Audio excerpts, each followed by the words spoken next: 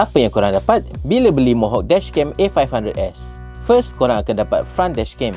Lepas tu, rear camera. Untuk hidupkan dashcam, korang akan dapat power socket, kemudian rear camera cable sepanjang lebih kurang 5 meter. Dan last sekali, dia ada tools. So, untuk dashcam A500S ni, kamera depan dia 4K Ultra HD dan kamera belakang Full HD resolution.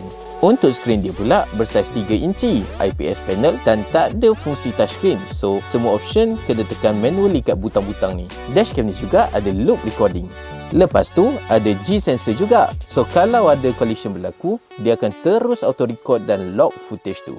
Dashcam Mohawk A500S ni siap ada ADAS. Dekat tepi sini ada slot untuk micro SD memory dan ada soket untuk power supply dan juga rear camera. Pemasangan pun amat mudah. Just cucuk je soket ni kat plug kereta korang dan dashcam korang dah boleh digunakan.